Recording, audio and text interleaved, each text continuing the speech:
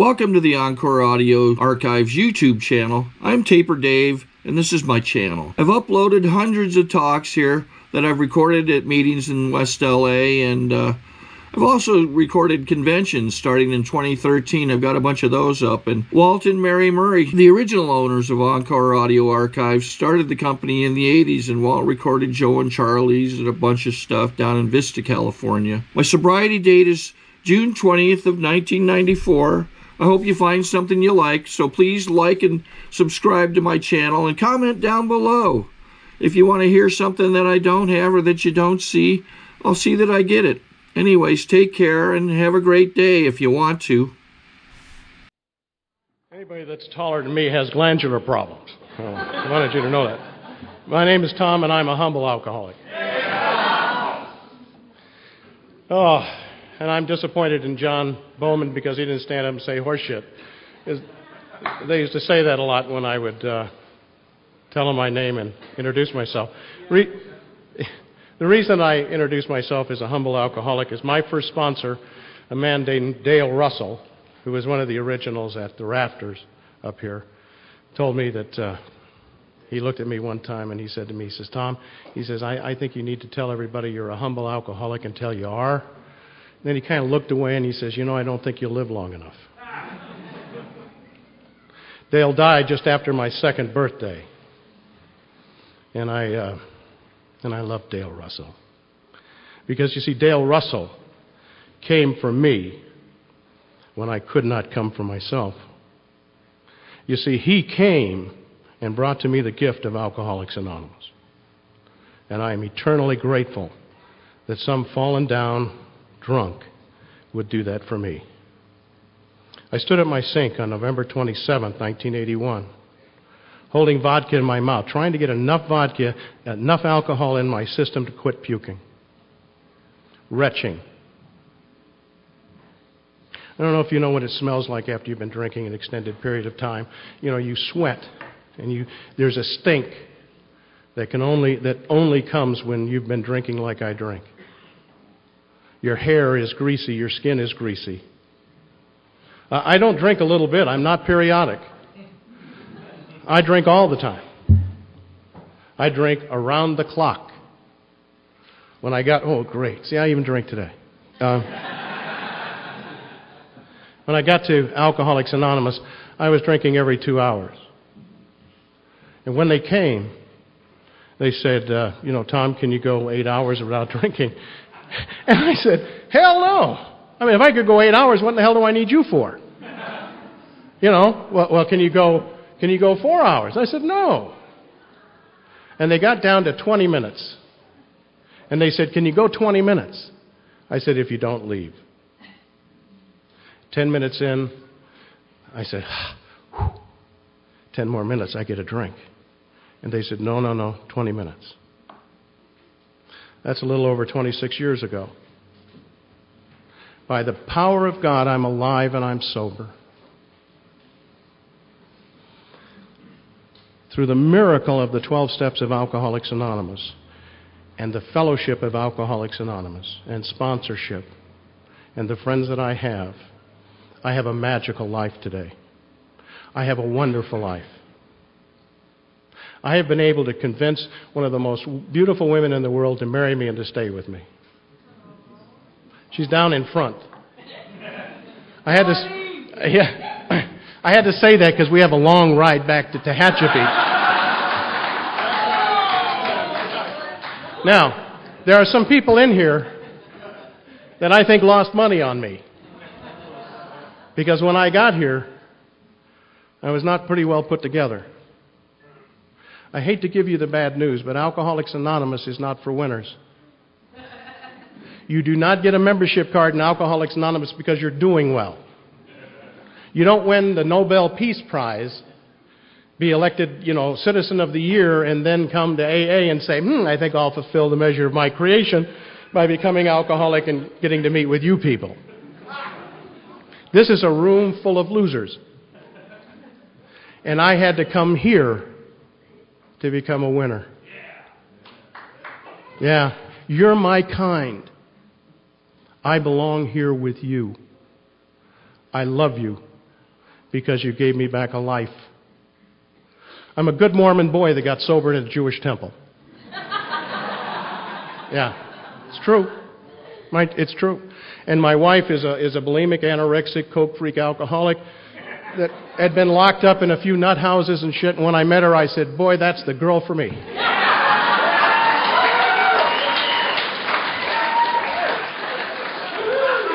Now, you got to picture this, okay? She's Jewish, and I'm Mormon, right? She's got 2 kids, and I've got 2 kids, and we're new in sobriety, right? And we're going to be the Brady Bunch, right? Doesn't that make sense to you? It sure did to us, you know. My sponsor, Dale, told us that we couldn't get married until, you know, I had 2 years. I have substantially more sobriety than my wife. She's only 25 years sober, and I'm 26. Well, now in September, she'll get 26, and then she comes down and she says, well, I have the same number of years. I don't have to listen to your ass, you know. Of course, then in November, you know, when I finally catch up with Spence, okay, every year he gives me a bunch of crap because, you know, his is October and mine's November. And, you know.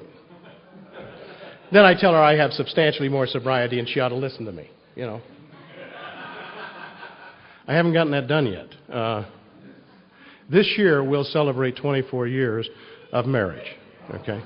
Yeah. So you got to picture us. She's got 2 sons and I've got 2 sons. We had to borrow a car to get to Circus in Vegas to get married. Okay. We're living in a house in Panorama City that was my house, and I'm about $70,000 in debt because I had to live off credit cards for a year or 2. Took me 2.5 years to get my first year of sobriety. I didn't do this wonderfully. First time I came to AA, I was getting a little better and doing all that shit. And my ex-wife asked me to go to work early on a Saturday. She had a surprise for me. So I came home and the house was empty, the kids were gone, and that's how I found out I had marital problems. You know, I mean, I'm a sensitive alcoholic. I really, you know, even when I was drinking and doing that kind of stuff, I was aware of everybody around me, you know, different than you know. And I didn't stay sober through that experience. It really helped that I went and got drunk. That helped the divorce a lot. So here we are, Eileen and I still have this house. And when I was first getting sober, one of the things that took place on November 27th as I stood at my sink in the morning trying to get enough alcohol in to quit puking, I had finally come to the place where I could stand no more. And I asked God to either take my life or help me. I could stand no more. Could stand no more. Couldn't stand the feelings. I couldn't stand walking by mirrors because I saw more than one person in mirrors. The curtains would move and I'd jump off the ground. Oh my God. I was seeing things and hearing things. I used to sit in my chair in the front room and I always drank with a 16-ounce water glass of scotch, water glass full of good California white wine, and a glass of iced tea. The scotch got you there, the wine kept you there, and then you drank the iced tea if you got thirsty, you know. That made real sense to me. And I used to sit there and the fire would come out and come across and float across the top and smoke and fire and smoke and, you know, and then I knew it was time for another drink. And sometimes the fuzzies would come out of the wall and make deals with me. If you go in to get a drink, we'll go away. And I'd come to a place where I could stand no more. And I didn't stop drinking that morning, and I went to my door, and I opened the door because I had to go get more booze, and there was a card in it, and the card was from Dale Russell, and it says, "Tom, we love you, come on back." I stood there and I wept. I still went and bought the booze. But I took my last drink on that day, and my official sobriety date is the 28th of November, 1981. by the grace of God and the power of Alcoholics Anonymous, that will always be my sobriety date. And 24 hours a day, one day at a time, I'm going to die sober. I'm going to seal my sobriety with my life just like Dale did. I have had friends that have done that. I have friends that are doing it today. It's a marvelous, wonderful thing. This is not a game. This is deadly serious. Although we have a great time doing it. And we do. Good God, what a great deal this is. But it's deadly serious. We just got back not too long ago from a Joe and Charlie seminar, and we've been to them before. How many of you ever heard of Joe and Charlie? Okay. If you haven't, get somebody to give you the CDs and listen to the Joe and Charlie workshop on the Big Book of Alcoholics Anonymous. Because, you see, what it does is it reinforces the real core of the issue. And what I love about it is the first part where they're talking about the dual part of our illness, that I am allergic to alcohol, that I don't metabolize alcohol like other people do. And, you know, that's not too big a deal, because if that were my only problem, all I'd have to do is not take the first drink. But you see, I have the obsession, or I had the obsession. What that obsession is, and what the definition that Joe and Charlie use for that obsession, is a thought that is so powerful that it overcomes all rational thought. And boy, that's the way it is for me. I can't tell you how many times I said, well, you know, it'll be different this time. I'll just have scotch. I'll just have brandy. I'll drink at night. I'll drink only in the morning. I tried that for a while. That was really great, you know, because you got so stoned you passed out and then you were gone all day anyway, you know. And, you know, whenever you woke up, it was morning. That worked really good, you know. I used to love it when I'd wake up and it was in between. You know, it's not dark and it's not light. You don't know whether it's morning or night. If it's in the morning, you get to do it all over again. I thought, shit, this is bitching, you know. Twice in one day I get to, you know, do that stuff. I also hear and see things. You know, one day one of my kids came in and said, hey, Dad, you know, when you were out in the garage shooting things, well, I'd see mice and rats, so I'd go out in the garage and they'd run across the rat and I'd shoot at them. And he says, well, what were you shooting? Were you shooting the .22 or the .357? And I said, how big are the holes? One time, you know, and I don't know if it was morning or night, you know. And another thing that happens, and I don't mean to be crude or things, I have a tendency when I drink to get naked.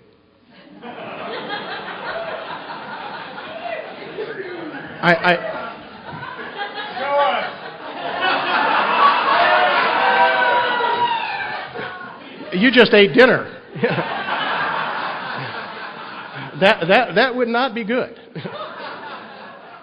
So one night I'm sitting there and I hear that across the street they had this little damn dog, you know, yap, yap, yap, yap, yap. And I had woken up and I didn't know if it was early morning or just that time, you know, and I hear this yapping of the dog and I need some sleep and I can't figure out, you know, what in the hell is wrong with that, you know, dog.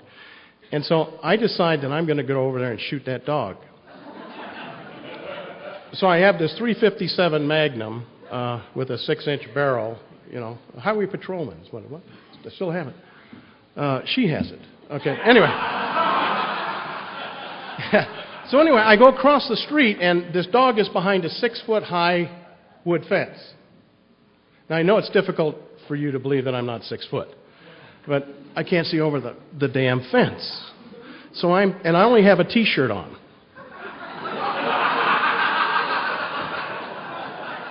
So I'm down on all fours near the gate, near this fence going, here, doggy, doggy, doggy, doggy. Kaboom! Kaboom, you know. And then I start thinking, well, shit, they're going to catch me, you know. So anyway, I went running back across the street and didn't get caught. My neighbors were really glad when I got sober. They were really, really glad when I got sober. So here we are, you know, Now, I'm a three-piece suitor, okay? You know, I worked with my parents. Somebody said, did you ever lose a job drinking? And I said, no, it's hard to when you work for your parents, you know? And so that was a key. And you know, the other thing is that I love wingtip shoes. And I lived in the San Fernando Valley. And I'm a puker, you know?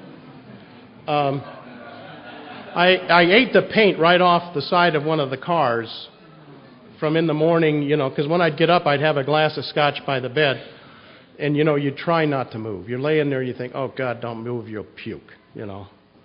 And you just lay there until you can't anymore, and then you run into the bathroom. Well, I had an alcoholic bathroom, which means that the sink was right next to the toilet, because if you drink like I do, both ends run at the same time. This is not something you get to choose. You know, you either do it all in the bathtub, or you sit at the sink with your head in the sink and your butt on the toilet. And that truly is a spiritual experience, I'm telling you. You know. Well, the other thing is that you get pretty good at puking out car windows, and you open the door and puke out and stuff. But the only thing is it splatters and stuff, you know. And during the summertime, you know, you get vapors. And I had these wing ship shoes, you know, with all those little holes. And so the only way I could do that is I'd get down on the floor with bleach and a toothpick and clean out the little holes so they didn't stink, you know. I was a successful drinker.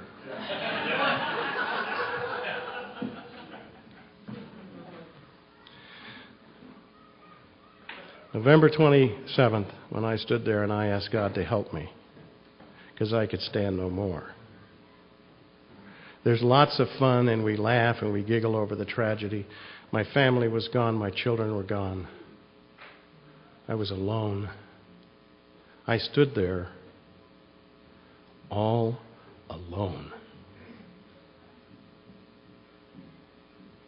My choice was to reach out to my God, my higher power, and ask for help. And he again brought me to you guys. Called Dale, and I said, Dale, I need help. And he said, fine, and we got together, and I started working the steps. Started working steps. Because without the steps, you see, I still have the allergy, but the most important thing that I had, the thing that was killing me, was the obsession of the mind. And there's only one answer to the obsession of the mind, and it's in the chapter, there is a solution in the book of Alcoholics Anonymous. I think God inspired the big book of Alcoholics Anonymous. I think he got tired of hearing the moms and the husbands and the fathers and the sisters and the brothers saying, help my son, help my mother, help my father, help my daughter, help my aunt, help my uncle. And I think he brought the big book of Alcoholics Anonymous in this wonderful fellowship. Now, that's my opinion. And you're free to disagree with anything I say. It won't hurt my feelings at all, because I don't have any, you know. I keep telling him, as soon as I get a feeling, you know, then you guys can hurt it, you know. I mean, when you come from where I come from, you know, what are they going to say? You're a drunk? You puke?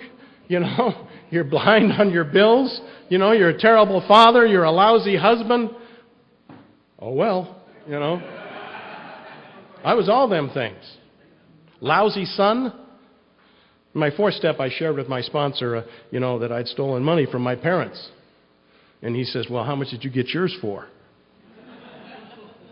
And I told him. And he says, well, we're going to make a restitution account. And I made restitution to my parents.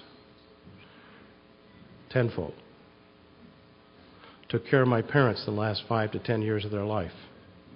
With the help of my wife, who cooked meals so I could take them down to my parents' house, stay there and make sure my mom and dad were taken care of. Because amends are a living amends.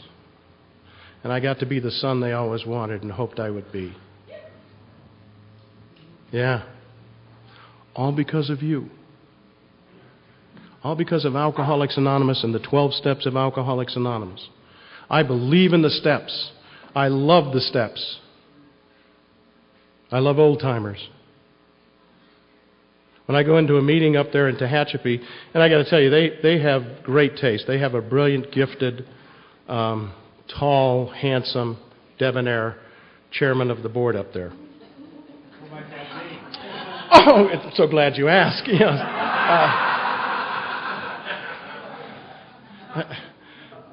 But they're in deep shit trouble, you know. I didn't want the job, but my sponsor came to me and said, "You're going to take that commitment."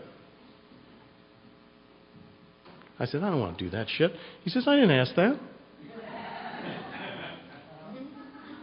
I said, "What do you think I am, a newcomer?" He says, "Yes." You know. He always takes a chip and says, "I got to keep this for the newcomers coming right behind me like humble." You know. There's always somebody who's got more time that's going to rub your nose in it. It's just part of the deal, you know. I look out here and I see Lou out here, who's a dear friend. And you know, there's just so many people that I know here, you know. And look at that row back there. Oh, God, that's killer row back there with Bobby. But I am of service today, just like I was when I first got here. Why? Why do I go to meetings?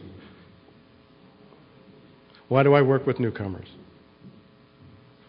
Because you see, if I don't, the obsession comes back. And I will find a reason that makes sense to take the first drink. And once I take the first drink, the allergy reacts.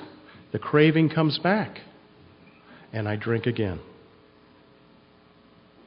To drink is spiritual death. It's worse than being dead. Dying is not too bad a deal. Being drunk is horrible. How many of you know what I'm talking about? Oh, yeah. How many of you have sat there and think, my God, it can't get darker. You can't have more revulsion. You can't have more self-pity. You can't have more panic and anxiety and overwhelming depression. Yeah. When I first read Bill's story and I got into Bill's life and things and found out that how much depression Bill had gone through, and he was one of the founders, how at one point, even after he was sober, he used to have to walk and breathe in unison. He was so depressed he couldn't even pray. That's the kind of depression I went through. I don't suffer from that kind of depression today. Sometimes I lose my sunshine. It's just a gray day. But you know what I know is that it'll come back, won't it? All I got to do is don't drink, go to meetings, work the steps, work with another alcoholic, right? And trust God and clean house. What a great deal. What a deal. What a deal. Who in the hell did you guys pay to get this job? You know? I often wonder that. How did we get this lucky? Who up in heaven looked down and said, hey, I'll tell you what, I believe that God looked down and got tired of hearing my mom and dad pray for me and said, oh, good Lord, go fix that go fix him. I'm tired of those are good people. I don't need to listen to that anymore. Go fix that stupid son of a bitch, you know? You see, I never saw my mother cry for anything my father did. My dad loved my mother with all his heart. They died married. Over 60 years. My dad was never unfaithful to my mom. Never raised his hand. Never saw my mother cry for anything that he did. I have seen her cry many, many, many times for things I have done. But the last of her life, I got to stand there and be sober and be a good son to her and help her and care for her and make sure she was taken care of. And so it freed my soul. Today I know that they know I love them and I did what was right. What time am I supposed to be through?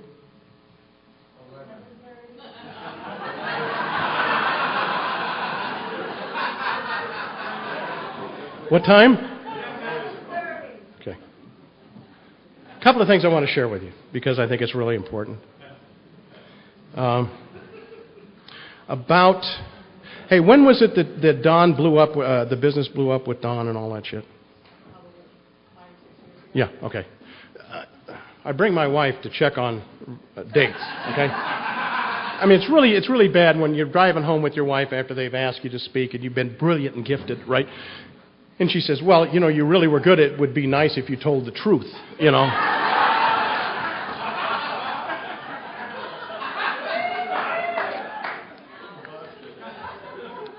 I was 6'4" when I married her.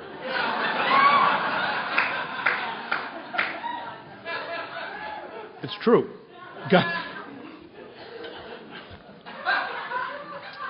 You see, I've had a little problem with truthfulness in my life, okay? I know that's hard for any of you alcoholics to understand. You know, if my lips were moving, it was, right? If the fish was,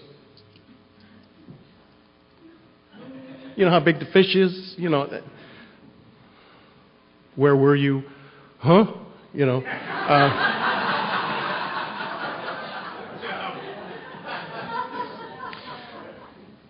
So she has this phrase she uses when she really wants to know if I'm telling her the truth.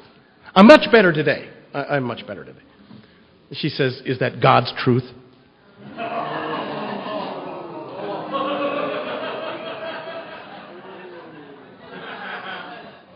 How many of you think that's totally unfair? Say, I agree. It's horrible. Then I got to tell her the truth, you know. One of my Dale once told me that the greatest definition of an alcoholic is an alcoholic will lie when it's in his own best interest to tell the truth. Sometimes, you know, you say something, you think, why in the hell did I say that? I mean, what did that have to do with anything, you know? Nothing. And then you got to try to figure out a way to make it sound cool, you know? You know, about 5 or 6 years ago, we were getting ready to retire, and my career has been basically I sang for a living for a long time, and I decided to get off the road because I was going to have a normal life and do that stuff, and then I got into alcoholism, and of course I was drinking on the road and doing other things and taking recreational white pills and things. But never heavily. I'm a pure alcoholic. I didn't do all that deviant stuff, you know. So anyway, I got off the road to do that, and I worked with my parents for a lot of years, and then I decided that wasn't working. When I first got sober, I decided to change careers, so I decided to start selling computers. And 4 years later, I was a divisional for Unisys Corporation. And then I have a problem sometimes keeping my mouth shut, and so I say they closed my division.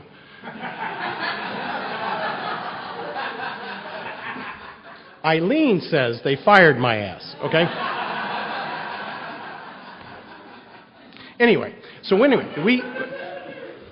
we formed a company, and we started helping small companies comply with OSHA. And selling staff leasing and some other things, and just became very successful and just had a wonderful career and saved money and did all that kind of stuff. And so about 5 or 6 years ago, we were going to bring my oldest son, Don, into the business, and he was going to run it, and then he was going to buy it from us, and we were going to go off and, you know, be spiritual, you know, get into heavy-duty sloth, you know. And so we brought him in and made him general manager, and boy, everything went to shit. It went to shit. He was there about 2 years, and then he finally gave me an ultimatum that we were going to do these things or he was going to leave, and so I accepted his resignation. And we thought we were going to lose the business. About 40% of the customers had left. It was horrible. I'll tell you how bad it was. It was so bad we were praying every morning together. I mean, Chet, when everything else fails, right?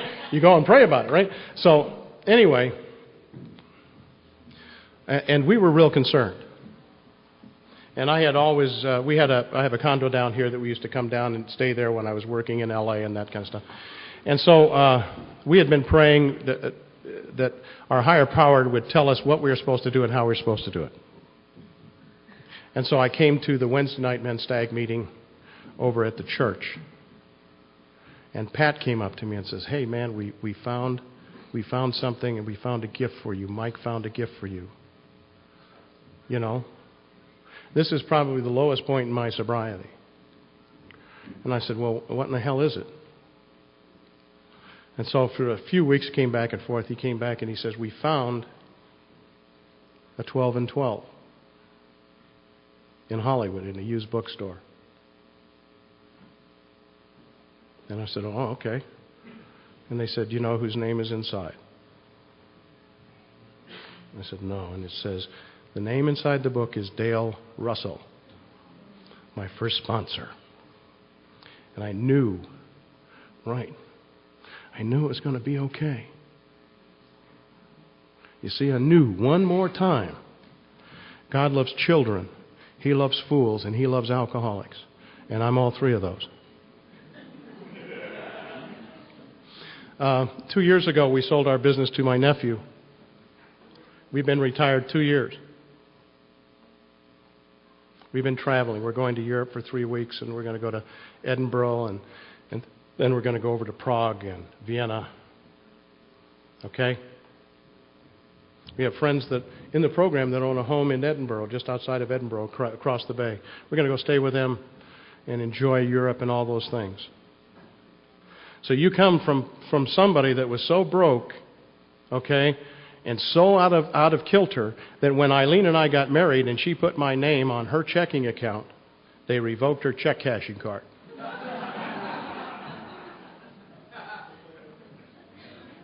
Now, we're not wealthy, but we have saved our own retirement because we've never worked for anybody that had a retirement plan big enough for us to do.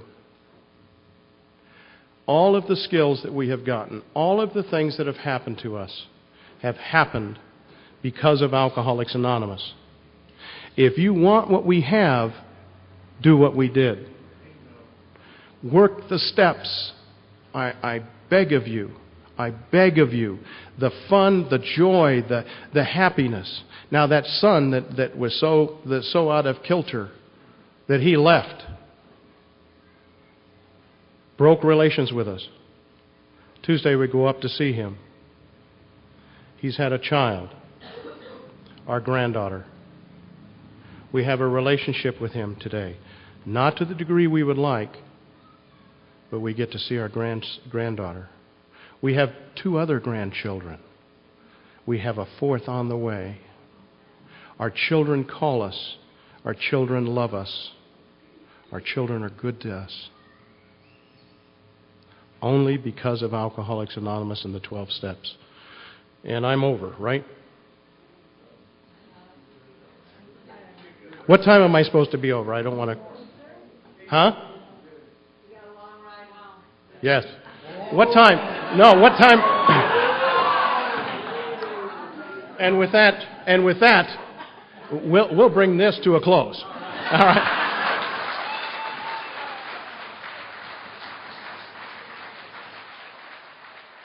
Sorry to interrupt your viewing. Taper Dave here. Just wanted to take a second to ask you to like and subscribe to my channel. Let me know if you like what you're listening. I've got some very good talks here, and this one's a great one. Just curious, do you think this is better than Zoom? Tell me what you think.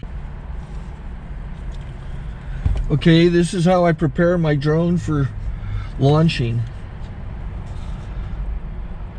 I like to do it inside the cab of my truck so I'm not standing outside in the weather. To install the joysticks for control, up and down, right and left, powered on. I have an Android phone that I use to connect it to the drone with. And it's actually controlled through the iPhone, through an app. Oops, wrong way. It's actually controlled through the iPhone, or through this Android phone, through the app. It's actually controlled through the Android phone, through an app, and you connect it through this short connection right here.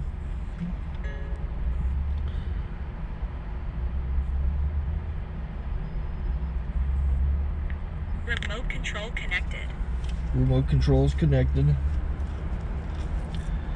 So I pull out the drone.